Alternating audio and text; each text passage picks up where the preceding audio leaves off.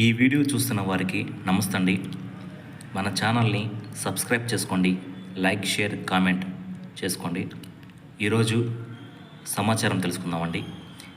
Income tax రిటర్న్స్కి సంబంధించిన ముఖ్య సమాచారం తెలుసుకుందాం. ఇప్పుడు ఆదాయపు పన్ను ఫారం 16 లేకున్న రిటర్నలు గత ఆర్థిక సంవత్సరం 2023 ఏప్రిల్ 1, 2024 మార్చి 31 గాను ఆదాయపు పన్ను రిటర్నులను దాఖలు చేయడానికి అసెస్మెంట్ ఇయర్ 2024-2025 జూలై 31తో గడువు ముగియనుంది. ఇప్పటికీ రిటర్నులు దాఖలు చేయని వారు సాధ్యమైనంత త్వరగా ఈ ప్రక్రియ పూర్తి చేయాలి. పన్ను వర్తించే ఆదాయం ఉండి మూలం వద్ద పన్ను కోత ట్యాక్స్ డిడక్టెడ్ ఎట్ సోర్స్ విధించినప్పుడు తప్పనిసరిగా ఆదాయపు పన్ను రిటర్నులు సమర్పించాలి. కొన్నిసార్లు పన్ను వర్తించే ఆదాయం లేకపోవచ్చు, కానీ భవిష్యత్తు అవసరాల కోసం రిటర్నులు దాఖలు చేయాల్సిన అవసరం ఉంటుంది. కొంతమంది వేతనం ద్వారా ఆదాయాన్ని ఆర్జిస్తున్నప్పటికీ ఫారం 16 ఉండకపోవచ్చు. మరి ఇలాంటప్పుడు రిటర్నులు దాఖలు చేయడం ఎలా తెలుసుకుందాం. గత ఆర్థిక సంవత్సరానికి 2023-2024 గాను ఆదాయపు పన్ను రిటర్నులు దాఖలు చేయడానికి అసెస్మెంట్ ఇయర్ 2024-2025 జూలై 31తో గడువు ముగియనుంది. ఇప్పటికీ రిటర్నులు దాఖలు చేయని వారు సాధ్యమైనంత త్వరగా ఈ ప్రక్రియను పూర్తి చేయాలి. రిటర్నులను సమర్పించేందుకు ఫారం 16 లేకపోయినా చింతించాల్సిన అవసరం లేదు. ఇతర ఆధారాలు అందుబాటులో ఉన్న సమాచారాన్ని ఉపయోగించుకొని మీరు రిటర్నులను ఫైల్ చేయవచ్చు. బ్యాంకు ఖాతా వివరాలు, జీతం రసీదులు, వడ్డీ సర్టిఫికేట్లు, ఇతర మార్గాల్లో వచ్చిన ఆదాయానికి సంబంధించిన పత్రాలు సేకరించి వాటి ఆధారంగా ఐటీఆర్ సమర్పించే అవకాశం ఉంది. పన్ను చెల్లింపుదారులకు వివిధ మార్గాల్లో ఆదాయ వనరులు ఉంటాయన్నది ఇక్కడ గుర్తుంచుకోవాల్సిన విషయం. జీతం. మీ ఆదాయాన్ని లెక్కించేందుకు మీరు నెలవారీ పొందిన జీతం వివరాలను పరిశీలించండి. వడ్డీ. మీ పొదుపు ఖాతాలు, ఫిక్స్డ్ డిపాజిట్లు, ఇతర పెట్టుబడులపై వచ్చిన వడ్డీ ఆదాయాలను లెక్కలోకి తీసుకోవాలి. ఇంటి అద్దె. అద్దెకు ఇచ్చిన ఆస్తి నుంచి వచ్చిన మొత్తానికి మీ మొత్తం ఆదాయానికి జోడించాల్సి ఉంటుంది. ఇతర వనరులు. పైన పేర్కొన్న వనరుల నుంచి కాకుండా ఇతర ఆదాయాలను పరిగణలోకి తీసుకోవాలి. ఇవన్నీ కలిపితే గత ఆర్థిక సంవత్సరంలో మీరు అందుకున్న మొత్తం డబ్బు లెక్క తేలుతుంది. ఆదాయపు పన్ను పోర్టల్లోకి లాగిన్ కావడం ద్వారా ఫారం 26AS వార్షిక సమాచార నివేదిక AISలను తీసుకోవాలి. వీటిలో మీకు వివిధ మార్గాల నుంచి వచ్చిన ఆదాయాల గురించి వివరాలు కనిపిస్తాయి. ఈ ఆధారాలతోనూ రిటర్నులు సమర్పించేందుకు వీలవుతుంది. యాజమాన్యం మీ వేతనం నుంచి మూలం వద్ద పన్ను కోత ట్యాక్స్ డిడక్టెడ్ ఎట్ సోర్స్ విధిస్తే ఆదాయపు పన్ను చట్టం ప్రకారం ఖచ్చితంగా ఫారం 16 జారీ చేస్తుంది. కొన్నిసార్లు ఆదాయం ఉన్నప్పటికీ TDS ఉండకపోవచ్చు. ఇలాంటప్పుడు యాజమాన్యం కొన్నిసార్లు ఈ పత్రాన్ని ఇవ్వకపోవచ్చు. ఇలాంటప్పుడు పైన పేర్కొన్న ప్రకారం లెక్కలు వేసుకోవాలి. ఆదాయ పన్ను రిటర్నులకు చట్టపరమైన విలువ ఉంటుంది. అంటే మీ ఆదాయానికి అధికారిక గుర్తింపు ఉంటుంది. రుణాల కోసం దరఖాస్తు చేసుకున్నప్పుడు మీ ఆదాయ ధృవీకరణకు ఉపయోగపడుతుంది. మూలధన నష్టాలను రానున్న ఆర్థిక సంవత్సరంలో సర్దుబాటు చేసుకోవచ్చు. మూలం వద్ద పన్ను కోత ఉండి రీఫండ్కు అర్హత ఉన్నప్పుడు రిటర్నులు దాఖలు చేసి దాన్ని పొందవచ్చు. కొన్ని దేశాలకు వెళ్ళాలి అనుకున్నప్పుడు వీసా సులభంగా వచ్చేందుకు ఐటీఆర్ తోడ్పడుతుంది. ఆదాయం 7 లక్షల రూపాయలలోపు ఉన్న ట్యాక్స్ రిటర్న్స్ ఫైల్ చేయాలా? రూల్స్ ఏం చెప్తున్నాయి చూద్దాం. ఇన్కమ్ ట్యాక్స్ రిటర్న్స్ ఫైల్ చేసేందుకు జూలై 31 వరకు సమయం ఉంది. అయితే ప్రస్తుతం కొత్త పన్ను విధానం ద్వారా 7 లక్షల రూపాయల వరకు మినహాయింపు లభిస్తుంది. దీంతో చాలామంది తమ ఆదాయం 7 లక్షల రూపాయల లోపే ఉంది కదా, మరి ఐటీ రిటర్నులు దాఖలు చేయాలా వద్దా అనే సందిగ్ధంలో ఉన్నారు. మరి పన్ను పరిధిలోకి రాని వారు కూడా ఐటీ రిటర్న్స్ ఫైల్ చేయాల్సి ఉంటుందా? రూల్స్ ఏం చెబుతున్నాయి తెలుసుకుందాం. ఇన్కమ్ ట్యాక్స్ నిబంధన ప్రకారం మీ ఆదాయం మినహాయింపు పరిమితికి మించినప్పుడు నిర్దేశిత ట్రాన్సాక్షన్లు చేసినప్పుడు మీరు ఖచ్చితంగా ఆదాయ పన్ను రిటర్నులు ఐటీఆర్ దాఖలు చేయాల్సి ఉంటుంది. అయితే దీని అర్థం మీరు ఇన్కమ్ ట్యాక్స్ చెల్లించినట్లు కాదని చెప్పాలి. ఎందుకంటే మీరు సెక్షన్ 87A ద్వారా ట్యాక్స్ రిబేట్ అనేది ఉంటుంది. అంటే పాత పన్ను విధానం ప్రకారం మీ పన్ను పరిధిలోకి వచ్చే ఆదాయం 5 లక్షల రూపాయలు మించినప్పుడు, అలాగే కొత్త పన్ను విధానం ప్రకారం 7 లక్షల రూపాయలకు మించినప్పుడు 7 లక్షల రూపాయలకి మించినప్పుడు సెక్షన్ 87A వర్తిస్తుంది. అంటే మీరు ₹1 కూడా పన్ను చెల్లించాల్సిన అవసరం లేదు. మరి 7 లక్షల రూపాయల లోపు ఆదాయం ఉన్నప్పుడు ఐటీ రిటర్నులు దాఖలు చేయాలా? పాత పన్ను విధానం ప్రకారం మీరు సెక్షన్ 87A కింద గరిష్టంగా ₹12,500 ట్యాక్స్ రిబేట్ లభిస్తుంది. అలాగే కొత్త పన్ను విధానం ద్వారా అయితే ₹25,000 ఉంటుంది. నిర్దేశిత పరిమితికి లోబడి మీ ఆదాయం ఉన్నప్పుడు మీరు ట్యాక్స్ కట్టక్కర్లేదు. అయితే మీరు ₹1 కూడా పన్ను చెల్లించాల్సిన అవసరం లేనప్పటికీ కొన్ని సందర్భాల్లో మీరు ఐటీఆర్ ఫైల్ చేయాల్సి ఉంటుంది.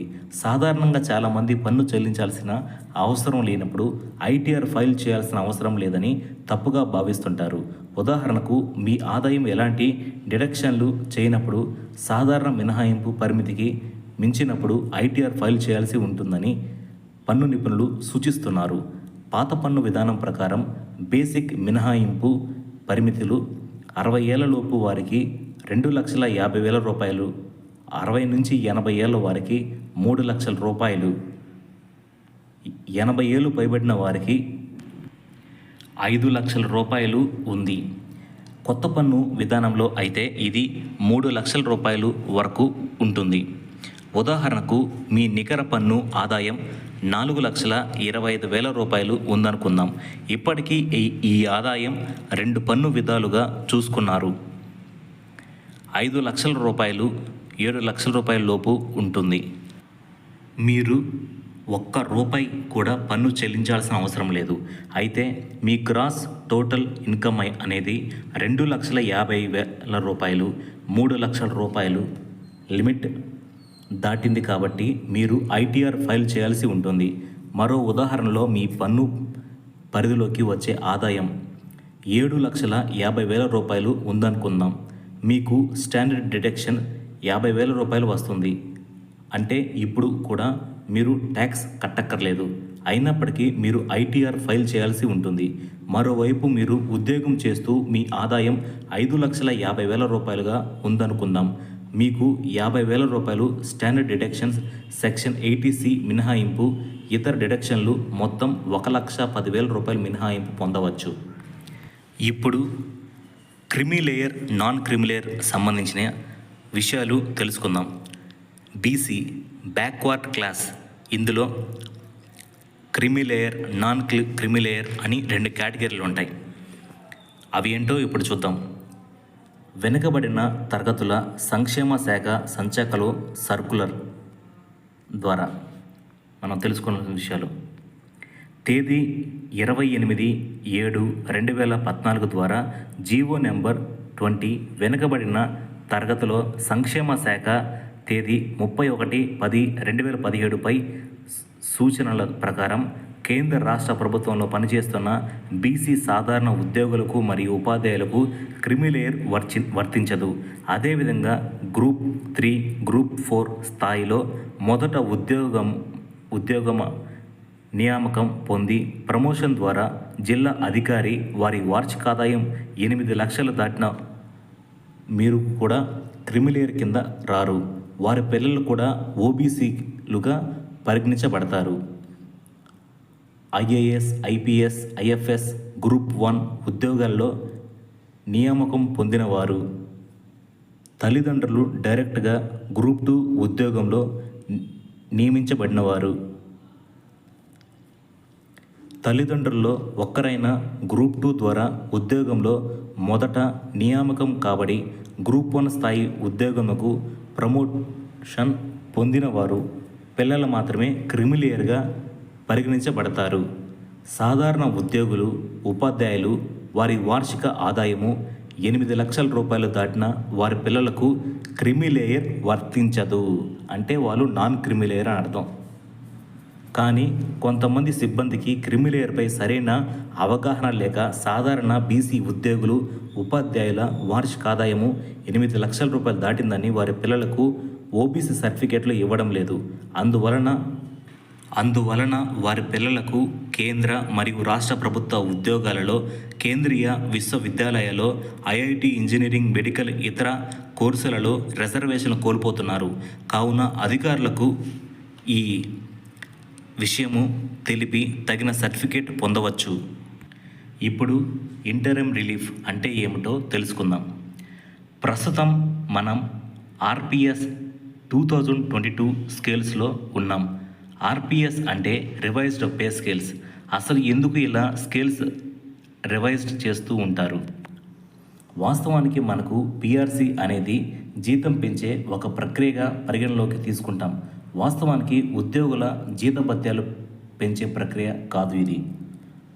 ఒక పోస్టుకి ఒక నిర్దిష్టమైన మొత్తం జీతంగా నిర్ధారించబడింది. అయితే ద్రవ్యోల్బణం వల్ల రూపాయి మారక విలువ వల్ల ఆ జీతం విలువ తగ్గుతూ వస్తుంది. అలా తగ్గిన విలువను సరిచేసి ఉద్యోగి ఆర్థిక స్థాయిని స్థిరంగా ఉంచడం కోసం డిఏ రూపంలో సర్దుబాటు చేస్తూ ఉంటారు. ద్రవ్యోల్బణం పెరుగుతూ పోతూ ఉన్న కొలది డిఏ శాతం పెరుగుతూ కొన్నాళ్లకు బేసిక్ని కూడా దాటిపోతుంది. ఇప్పటికీ మనకి 11 సార్లు ఇతర వేతన సవరణ జరిగింది. ఒకవేళ ఇలా వేతన సవరణ జరగకుండా డిఏలు పెంచుకుంటూ పోతే ఇప్పుడు మీ బేసిక్ పే 4-5 అంకెలలో కాకుండా 5 రూపాయలు లేక 10 రూపాయల్లో ఉండేది. డిఏ మాత్రం 5,000% లేదా 10,000% ఉండేది. ఇలా ఉండటం వల్ల లెక్కించడం కూడా ఇబ్బందికరంగా ఉంటుంది. అలాగే బేసిక్ ఆధారంగా ఇచ్చే ఇతర అలవెన్సులు కూడా సహేతుకంగా ఉండవు. అందువల్ల నియతకాలికంగా ఇలా బేసిక్ పేకు అదనంగా ఇచ్చే డిఏని బేసిక్లో కలిపేసి కొత్త పేని నిర్ధారించి డిఏను 0 చేయడమే వేతన సవరణ. దానితో పాటు కాలానుగుణంగా మారుతున్న పరిస్థితులను అనుగుణంగా పోస్టుల విధుల్ని దృష్టిలో ఉంచుకొని, అలాగే ప్రభుత్వ ఆర్థిక వనరులను దృష్టిలో ఉంచుకొని ఉద్యోగుల జీతభత్యాలు, ఇతర అలవెన్సులు మొదలైన సిఫార్సులు చేస్తూ ఉంటారు. మన ఛానల్ని సబ్స్క్రైబ్ చేసుకోండి. Like, share, comment. Thank you.